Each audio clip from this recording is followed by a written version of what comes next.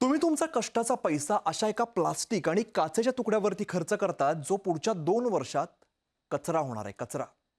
थांबा, नवीन स्मार्टफोन घेण्यापूर्वी 2 मिनिटं नक्की ऐका, नाहीतर तुमचे हजारो रुपये पाण्यात जातील. मित्रांनो, बाजारात दर महिन्याला नवीन फोन्स येत असतात. हजारो फीचर्स सांगितले जातात. पण तुमच्यासाठी नेमका परफेक्ट फोन कोणता आहे? मित्रांनो, नवीन स्मार्टफोन घेणं जितकं एक्साइटिंग आहे ना, तितकंच ते कन्फ्युजिंग सुद्धा असतं. फोन घेण्यापूर्वी अशा काही गोष्टी आहेत ज्याकडे आपण सहसा दुर्लक्ष करतो आणि नंतर आपल्याला पश्चाताप होतो. आजच्या टेकचेक व्हिडिओमध्ये आपण स्मार्टफोन खरेदी करताना काय विचार करावा याची चेकलिस्ट पाहणार आहोत. आयफोन घ्यावा की अँड्रॉइड, म्हणजे स्वस्त घ्यावा की महागातला? चला तर मग थेट मुद्द्याला आपण सुरुवात करूया.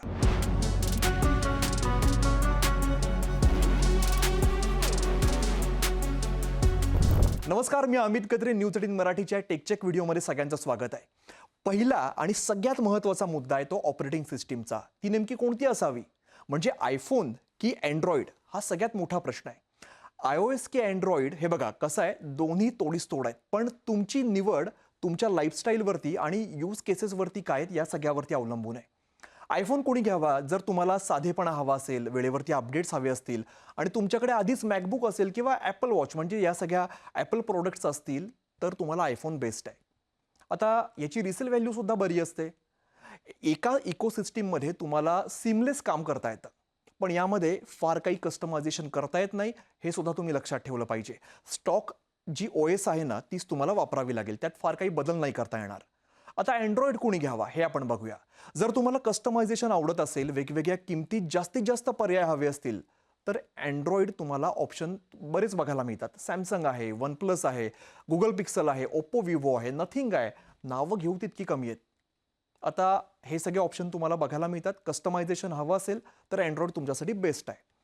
सगळ्यात गुगल सर्व्हिसेसचा जो वापर आहे ना, तो इकडे तुम्हाला स्मूथली करता येतो. आता तुम्ही ठरवायचं की मग अँड्रॉइड की आयफोन.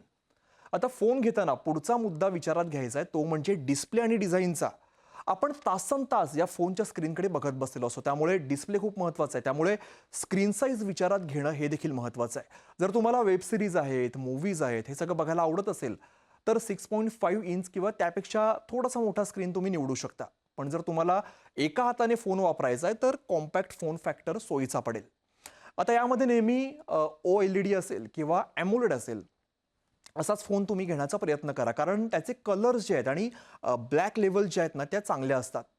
आता यानंतर विचार करा तुम्ही रिफ्रेश रेटचा. किमान 90 हर्ट्ज किंवा 120 हर्ट्ज रिफ्रेश रेट असला पाहिजे. त्यामुळे फोन वापरताना तुम्हाला खूप स्मूथ फिलिंग येईल. आता फोनमध्ये सगळ्यात जास्त आपण जो वापर करतो तो असतो कॅमेरा. यामध्ये फक्त मेगापिक्सलवरती जाऊ नका. कंपन्या तुम्हाला सांगतात की आमचा 108 मेगापिक्सल आहे किंवा 200 मेगापिक्सल कॅमेरा आहे. पण फक्त नंबरवरती जाऊ नका. सॉफ्टवेअर प्रोसेसिंग देखील तितकंच महत्त्वाचं असतं. तुम्हाला फोटोग्राफीसाठी, म्हणजे लँडस्केप फोटोग्राफी जर तुम्ही करत असाल, अल्ट्रा वाईड लेन्स तुम्हाला लागेल. झूम करण्यासाठी फोटो लेन्स तुम्हाला लागेल. हे सुद्धा तुम्ही ठरवलं पाहिजे.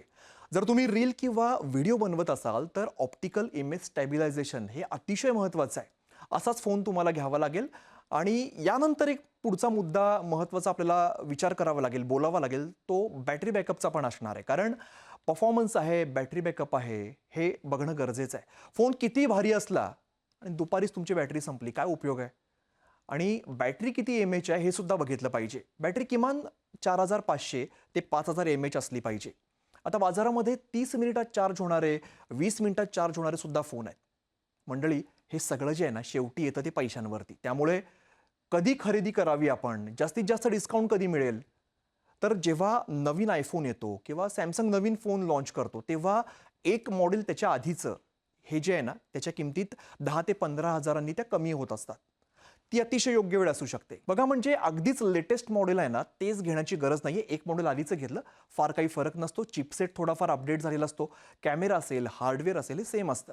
दिवाळीची वाट बघा किंवा बिग बिलियन डेज असतात, यांसारख्या सेलमध्ये ना तुम्हाला क्रेडिट कार्ड आहे, डेबिट कार्डच्या ऑफर्स तुम्हाला असतात आणि हे वापरून मोठी बचत तुम्ही करू शकता. थोडक्यात सांगायचं तर इतरांकडे बघून फोन घेऊ नका. तुमची गरज काय आहे? कॅमेरा आहे, गेमिंग आहे, की फक्त तुम्हाला दिवसभर बॅटरी पुरवायची आहे, बेसिक यूज आहे की थोडासा हेवी यूज आहे, हे ओळखा आणि मगच निर्णय घ्या. गरज आहे म्हणून फोन घ्या, ट्रेंड आहे म्हणून नाही. मंडळी, दरवर्षी फोन बदलायची गरज नसते, कारण आजकालचे जे चिपसेट आहेत ना, चिपसेट म्हणजे काय तर त्याचा रॅम आहे, प्रोसेसर जे काही असेल, तर ते खूप तगडे असतात. तुम्हाला 3-4 वर्ष जबरदस्त परफॉर्मन्स मिळू शकतो. त्यामुळे फोन घेताना या सगळ्या गोष्टींचा नक्की विचार करा आणि तुमचे पैसे वाचवा. तुमचा सध्याचा फोन मंडळी कुठला आहे आणि तो किती वर्ष तुम्ही वापरता हे मला कमेंटमध्ये नक्की सांगा आणि हा व्हिडिओ तुमच्या त्या मित्राला शेअर करा जो दरवर्षाला फोन बदलतोय. आणि अशाच प्रॅक्टिकल माहितीसाठी बघत राहा टेकचेक व्हिडिओ फक्त न्यूज 18 मराठीवर.